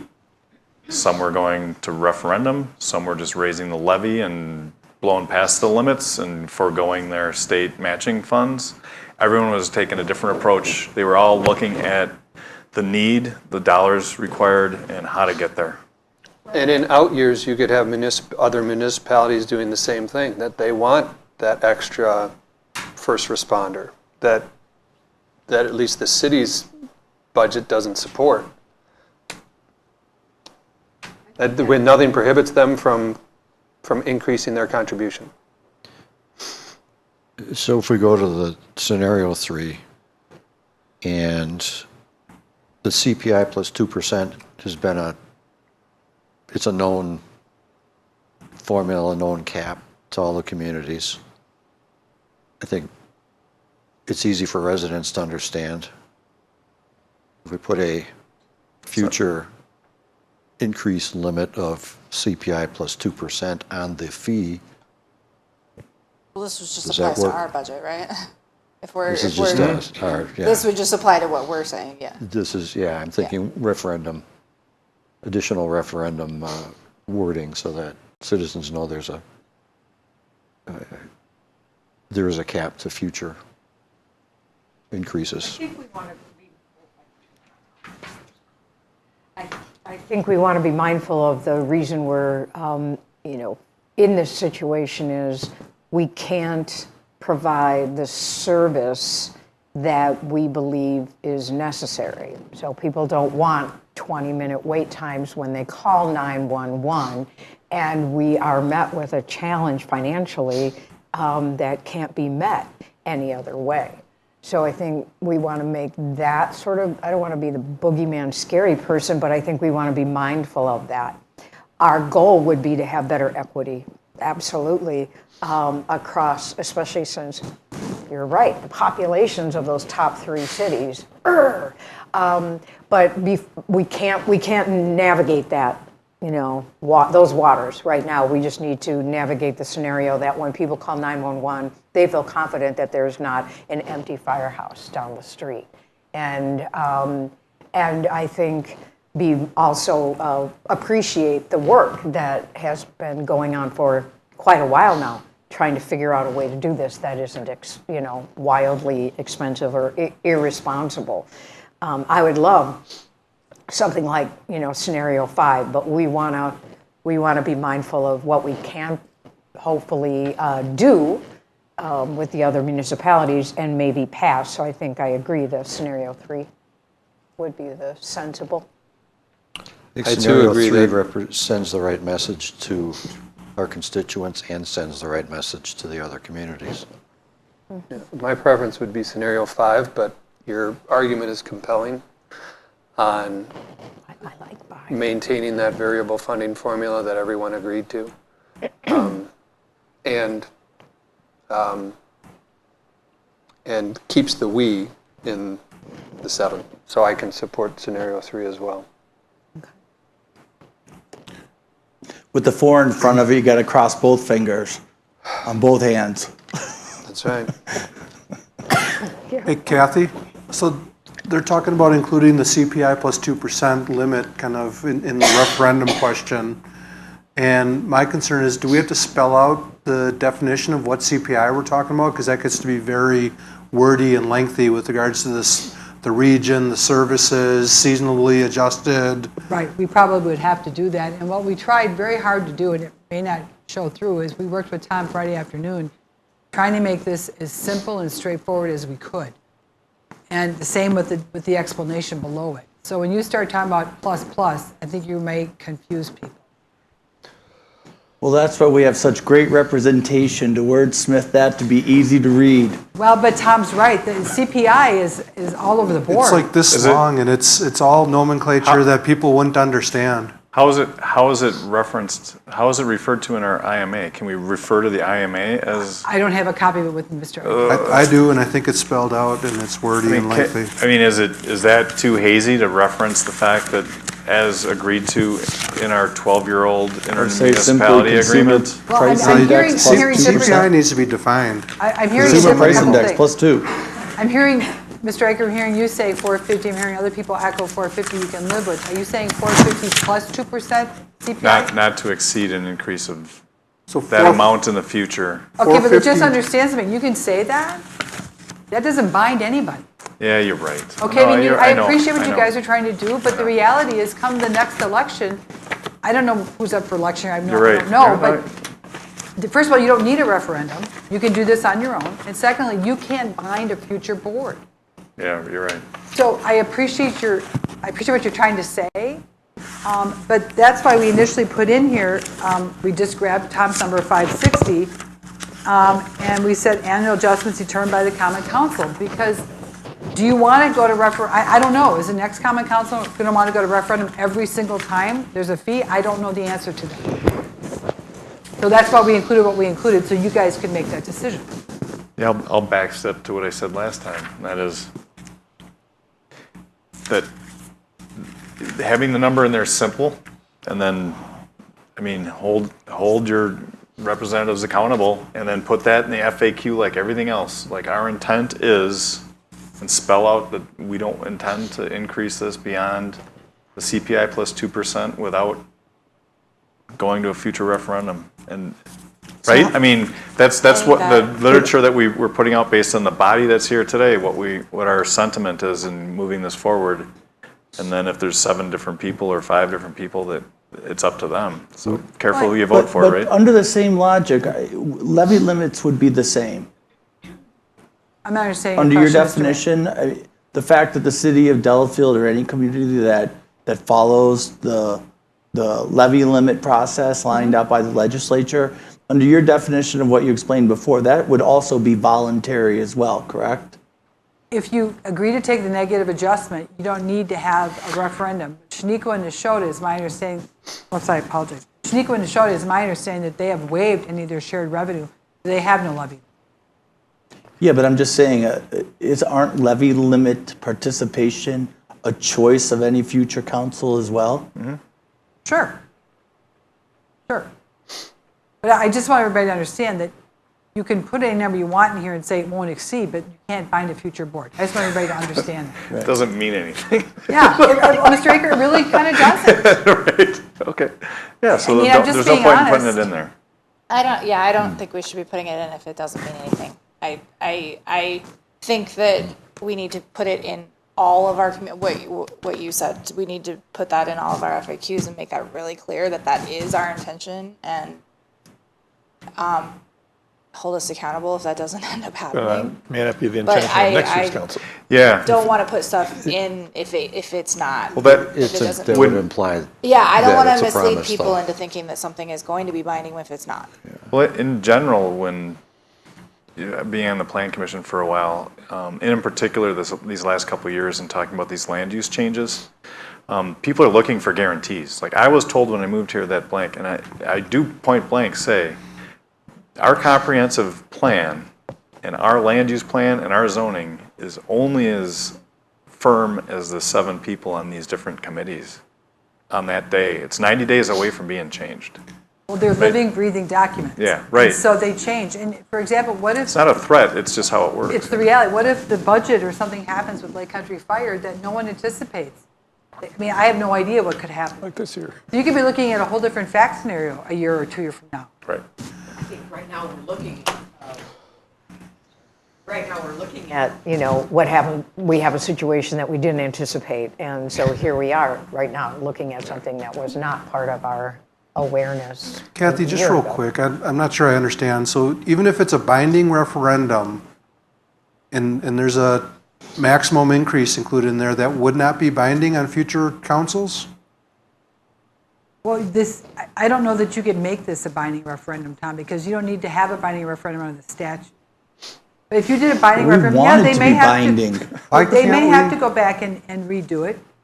Just think that. So you're suggesting if you make this it's a binding referendum on you as a common council, On the city? on the And city. I would think future councils would have to go back to referendum think they to would. increase the cap or Just like we did eliminate the cap or. Just like you did with, The 5 years on the 5 last years. referendum, and Correct. that's the same logic we're trying to use here with the CPI plus 2%. right. But the one scenario that Tom and I talked about on Friday is, what if this referendum comes back 51-49? We've all debated all of So that. That's why we're just be doing this aware. hard work to try to come up with a Right. number that's fair and reasonable and gets us, through, at least 2 years to solve the immediate problem, and then we'll deal with the new issues as they come up after that. We're taking it a step at a time. But we do need to make sure tonight that that's the consensus of the council, that we do want this binding, that if you wouldn't want the discretion, if it's a really close vote that loses, that you wouldn't want the discretion to be able to approve it if it falls one vote short or something like that. The alternative is to make it non-binding and allow yourself to have some discretion. That might be the safest. Because as you Wait, pointed out, so that's what if it fails, then we have no discretion. If I thought the binding was that if it passes, it's binding us to not go over If you do the binding, CPI. Both ways. Binding the result So holds, yeah, right? I thought we were looking at binding the CPI plus 2%, that kind of a way. Are we talking about? I mean, well, if it's binding, It's the the whole whole thing is thing. binding. it's the whole thing. So if we can't do anything, So if it fails, It's you all or can't nothing. establish a fee. We can't afford to do I that. don't know that we can do that. I agree. Yeah, I don't know that we can do that. I don't think we can make this binding on. Then why are you going to referendum? I think we would need trust to my have neighbors. another discussion. We're spending somebody else's money. I want the citizens to give I us do permission to too. spend the money. If you're not gonna And follow I that. want to take every step to give them that power and that right to do that. And and in my mind, that means a binding referendum, and that means CPI plus And if- 2%. and if it And fail- let's do our best to convince people of the reasons and the necessity for this. And it's their community. Let's have personally, I want their input. And then, It's all or nothing, and we do what they tell us. But it's not that simple. I mean, so if you do what they tell us, but then, to put it bluntly, then somebody dies because we. I just feel, I'm sorry. Go ahead. mean, just- No, I agree. No, It's no, all I'm right. sorry. I wasn't trying.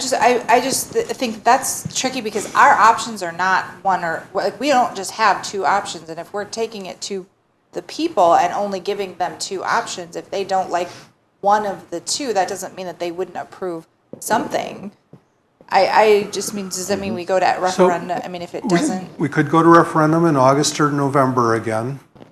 with a different number, which But- would, But again, there's no scheduled elections in August or November, so it would be a completely special election just for this. So it'd be an additional cost that we weren't incurring. And typically you don't get much of a turnout at all for an election like that. But if you go to election in April with a binding referendum and it fails, short of going to another referendum, our option becomes, the best thing we can do at that point, the most we can do is approve CPI plus 2%, not on top of the budget that LCFR has for this year, but on top of our operating component of the budget.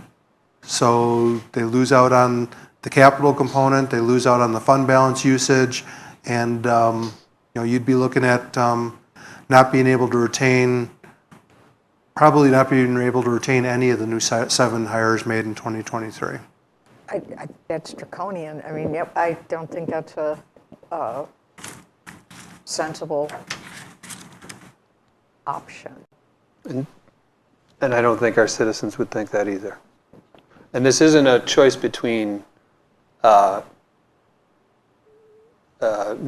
fire service and EMS response and no fire service and no EMS response. This is what we're suffering through here are increasing response times, not at the goal of an 8-minute response time. So I have great faith in our electorate. I have no problem making it binding.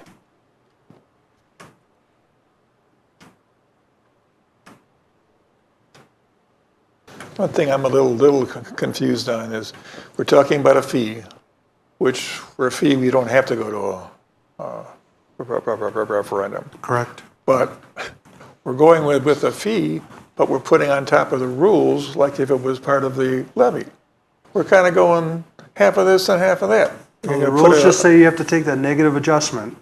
Right, but then we're going to add a 2% plus this CPI and all these other kind of things that we wouldn't have had to done anyways. But we're like, would it be just simpler to put it in the levy? That would be more equitable to the higher homes, and that would take into account. Are you talking about a referendum for a levy limit increase? Yeah. We're at the 11th hour right now, and Yeah. we're not prepared for that.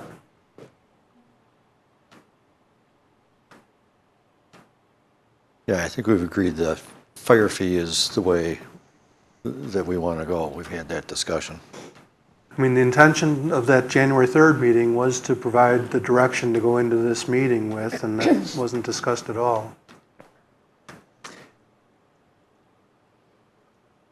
So where's level green?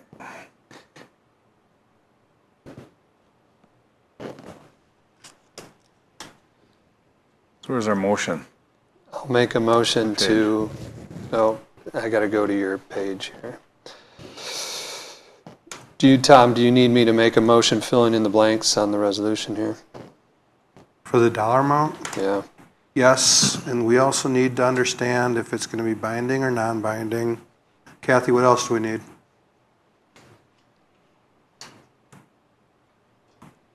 I'd like them to approve the explanation with the change of number. Well, actually, we don't have the number in there, Tom, but the explanation that we tried to make as simple and straightforward as we could should also be in your packet. Yeah, did everybody review that, the explanation that would appear on the ballot? Is there any way to put into the explanation that just the statement that there is going to be a decrease in the property tax levy that currently is burdened by the fire fee? That is there anywhere to put it? Or is it in here? I mean, No, it's not in there, Mr. Eicher. Is there- We didn't get into that on Friday. is there any way to make a statement that there will be a subsequent decrease in anybody who's currently paying for fire protection out of their property tax levy? I mean, could it be that simple? I mean, we could even say that the property tax levy will be decreased by $705,000 if this fee is I implemented. would like that in there. I think Yeah. that really helps people understand that Definitely. there's a shift, that this is not 100% additional tax or fee. This is that there is a shift off of their current burden. We could say that the amount paid in the fee would be partially offset by the property tax savings or something like that. Yeah, I think that's an in important the point. That's critical. Or the, And in a motion, can we make a general statement like that, and then staff can work out the very specific details after? Sure, you could have seen us on Friday afternoon trying to come up with simple stuff. So, Mr. Egger, just so I understand, what you're looking for is an affirmative statement that the assessment of a fee will result in a reduction in the levy as relates to the fire budget. Reduction of the The number. current property tax levies on current levies on properties in the city. Yes. So that I want to make sure that people understand that they're not paying property taxes. That they are not. I mean, you can't reduce zero, Right. but that you will get a reduction. So maybe the current property tax levy will be reduced. And if there's a specific number that we can state, put that specific number in there. Yeah, it's 705,000. Yes, and, That's a big I would. number. I think Sound that good? needs to be articulated in there so that, you know, the what's in it for me is in there, as well as not just the I'm going to keep getting good fire service or get better fire service, but I'm also going to I'm not paying the full bill. I'm paying part of it. Right, there's still be an offset. So if we said something as simple as the current property tax levy will be reduced by $705,000 if the fee is approved, or Correct. Tom will have to wordsmith that. Yes. And Kathy, just so you know, the number is 705,584. I think that's critical. So I'll make a motion. and we- could I just, on the wording, 584. a comment on the wording, maybe even a more positive way of saying that is that the fire fee will completely eliminate fire and rescue levy. That makes me No, nervous. No, because Completely we're also eliminate more it. than no, Yeah. we have That's to true. pay capital stuff too, There's right? still capital in there. There's still capital, and we're talking about using the gap for other purposes. So we're not completely not a writing off one-for-one. 100% of the, Got it, It's most of it, but it's not one for one.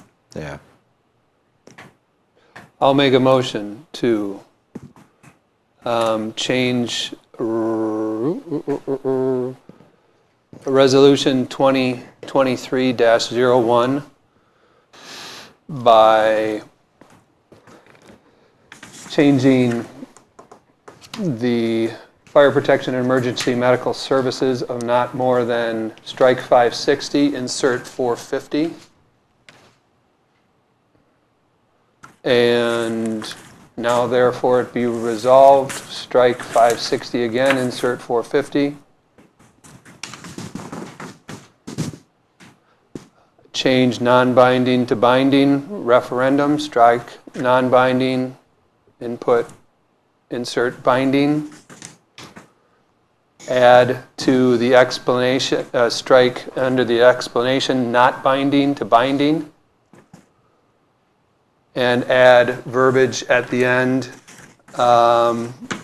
that, quote, "The assessment of this fee will result in a reduction in the current levy by $705,584. Second. I'm sorry, Paul, you seconded that? No. Oh, Wayne did? All right, discussion. yeah, you mentioned putting that $705,000 statement at the end. I would suggest it probably is best situated in the a yes vote would section of the explanation. Here. Yes. I'll amend my motion read the to first half. import my verbiage, starting with the assessment of fee, behind a yes vote. Second line of the explanation. Just for clarification, is it property tax levy, do you want to say, or you just want to say levy? Just so Property I- tax levy. Property tax levy. Okay, I just want to make sure. Thank you. Thank you. Discussion? I had a question regarding just the explanation for resulting in the improved response times. This is all kind of because our response times have gotten longer, right? They used to be shorter? Correct. Okay, so can we change that to not say, oh, improved response times, but restore response times? Where are you looking?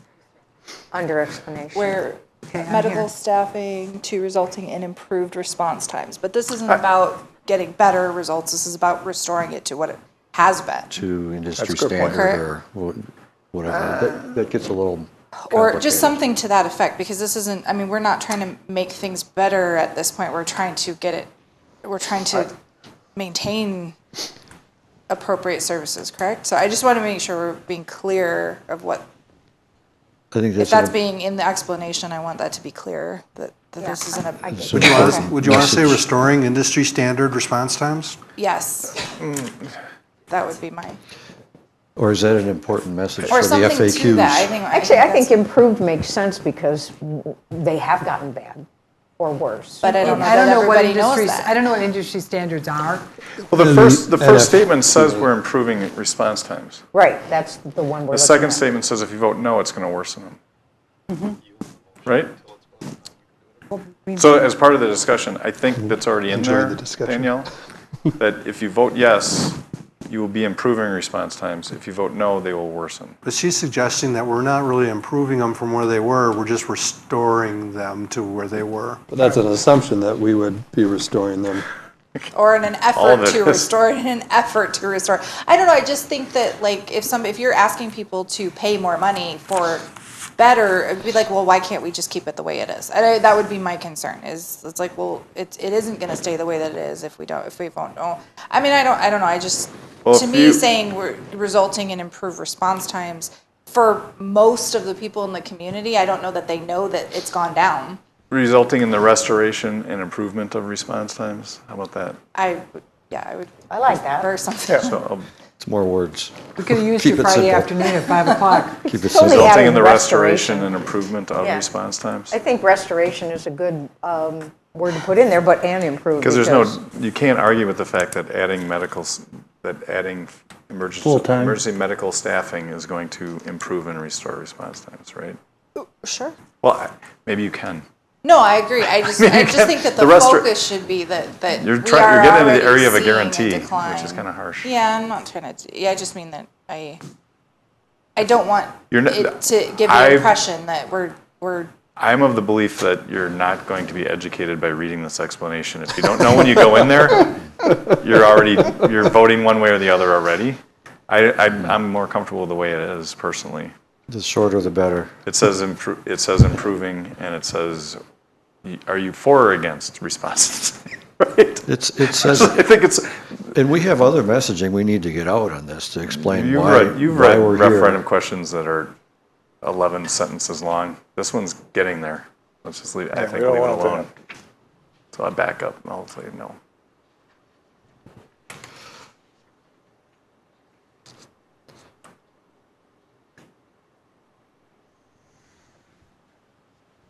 So where'd we end up on the CPI plus 2%? That was not in the motion, Oh, it Jack. wasn't. Yeah. No. That was. I think for now, we're leaving that out. Or No, I just, thought I thought that we were adding that in. That was part of making it binding. So Kathy, can we add that wording in a simple, assuming it can be done in a simple way, and have it binding? I'm not sure what you're asking to add, Mr. Mayor. You want 450 plus 2, I'm not sure what you're asking. As far as future increases, so it's going to be 450 in the first year, but years beyond that, they're talking about capping how much it could go up by. And just to understand how you have to describe CPI, because there's many different CPIs. But in our agreement here, it talks about by a percentage that is less than or equal to the percentage change in the U.S. Consumer Price Index for all urban consumers, U.S. city average, as determined by the U.S. Department of Labor for the 12 months ending on September 30th of the year of the levy plus 2%. Well, you're asking to trust your city government, now you're asking to trust the federal government? And saying, You can't just say CPI because that doesn't mean anything. If average CPI over the long run is 3%. There you go. Why don't we just say 5%? why don't we leave it out? Well, Why don't we put it in the cap of FAQ? 5%. We're in a high inflation environment right now. Understood. We left it at annual adjustments determined by the Common Council because we thought that gave you breathing room. I think that makes sense. Otherwise, we're going to, I think that's scary, like we're just what's gonna jack it whenever we want. I think we can do people that know this anyways. council enough that You can they know do it that we're anyways. stingy to begin with. Because we could, the next year's council could decide that we're just gonna break the levy limit and do whatever we want. Right? I mean, Kathy made a good point earlier that I think this is digestible, right? And Yeah, CPI just gets way too cumbersome. I will say, we went through this with Tom. We had numerous drafts of this, and it was real big, and it got shorter. We kept making it shorter and shorter and shorter because there was recently a referendum question on the ballot, I think it was in November, that something about the county, and it was so confusing. People were calling me from the ballot box, asking me what it meant. And I mean, so we tried to keep it simple. And if you don't know what it means, you're going to vote no. no, I was just going to say that, Matt. Yeah, I think it's really important to keep that in mind. When people aren't sure, their impulse will be to vote it down, even if it's a good decision. So I think we want to be careful with anything else we add. Yeah. If it's challenging to understand, or if it's too long or too complicated, I'm not going to trust it as a voter. Right? No. My impulse is, yeah, I'm not going to vote for that. I don't know what you're talking about. I was part of past councils that got in trouble after the fact for not taxing as much as the levy limit allowed us to. Okay. Daniela, you called me about it. I did. So- We had Yeah, that conversation. I did because So we're as I- fiscally conservative as we're held accountable to be. I agree. That's I have a really hard time with this without I just while I know we have good intentions, and I think a lot of people have good intentions, I think that we don't know what the next council will look like or what 2 year. I have a really hard time as a citizen voting for something, having it be at the discretion without a cap. What's the point of it? I have a really hard time with it without having it have a cap on it. well, part of the point of it is that we're asking, we don't have to. That's So if we're not people of our word, why would we ask? I'm sorry. no, it's all right. So Kathy, on the last referendum, are you familiar with the last referendum that we passed? I'm not. Wasn't here. Well, we put a 5-year limit on it. Okay. So at 5 years, the referendum said it would disappear. What kind of legal wording that would be similar to that not being a time limit, but a spending limit, could we easily put in here? A number, like Mark Which said. is the number we 5%, 6%, 4%. If you put a number in, the CPI plus 2% could be 8%. So you're saying it's subject to an annual adjustment, not to exceed- not to exceed 7%. not to exceed 7%. 7% of what? Of the fee. Up to Well, but 7%. I'm saying that we have to say that. I mean, you gotta remember, you guys, people the sit in just- this stuff and they, just like you're wordsmithing it, they do the same thing. Yeah. So you want to make sure you're as Then clear they're going as to you say, can be. but then you look at it too and you go, and it's going to go up 7% every year. I was just going to say 7% sounds like a big number, and it almost, Up And it's to, not big enough, right? Or it is. I mean, if this was a year ago or a year and a half ago, I'd have said 3% is more than enough, right? But this year's CPI plus 2% was 9.7%. Yeah, but what is the increase that we're asking for here? It's a lot. Yeah. It's huge. So I think we're caught up. It's bad enough. so whatever the number is, if we said not a fee, not to exceed, I'll just say 7%, you would feel comfortable with that wording? I would- 7% of the fee. I would think if you put 7%, I'd be less likely to vote for it than I agree. the way it's written right now. I agree. I think that's a really dangerous thing to do. I mean, Mr. Because the pointed number's out, too you guys are high or because we're conservative group. spelling it out at all? Because it's too high. It's too high. What if it was 5%? Now you're tying your hands again, and if CPI Yeah, is 9% I'm next year, purposely then what? trying to tie our hands. I just want to be 100% clear on that. I'm purposely trying to tie our hands. You know, 5% starts, sounds reasonable. 5% starts to be the number that sounds reasonable. The Seven levy sounds takes care like of a that lot. automatically, But it really could right? create problems down the road. Keep it an open mind. In 2 years, we have to ask for more levy.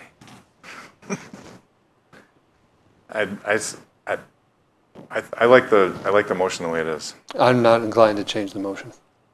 I agree. All right, any other discussion? All right, hearing none. All in favor say aye. Aye. Opposed? Nay. Abstentions? Passes. Can we just, Mr. Mayor, can we just go back? I want to make sure that the added language that we have this down, Mr. Eicher and the other gentleman who voted for it. The assessment in this fee will result in a reduction of the property tax levy by $705,584.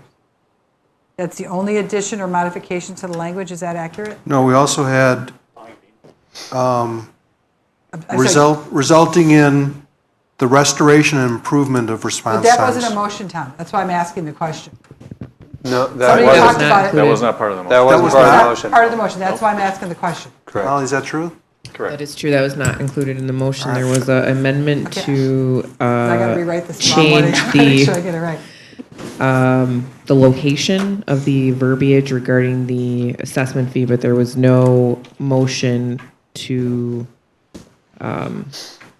change the restore to improve or the improve to restore. The argument was just to keep it simple. And then the other thing is this is binding, so the non-binding comes out. Correct. Correct? Okay, thank you. Well, I'm sorry, say that again? It's binding. Binding. Binding. So the non-binding advisory words come out.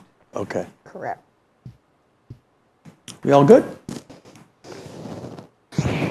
I'll take that as a yes.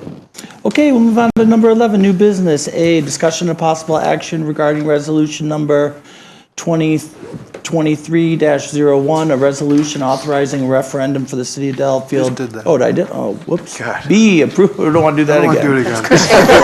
Can we just go through that? B, approval of vouchers payable reporting dates of 12/22 to 2022 to 1/16/2023 in the amount of $888,764.70 for accounts payable and $255,316.82 for payroll. I'll second. All in favor say aye. Aye. Opposed? Abstentions? Passes. City Administrator, I see Can I nothing just here. pause for 1 second? And I do want to go back to the referendum and just confirm I have Grimmer and Dean on the first and second on that. Okay, thank you. Okay, 12A, City Administrator, I assume you have nothing? Just one brief comment. We're 2 pickups into our new garbage contract. From my perspective, it's gone relatively well for a new garbage contractor. There's been a few hiccups, but they've been minimal and they've been corrected. Are you all hearing good, positive?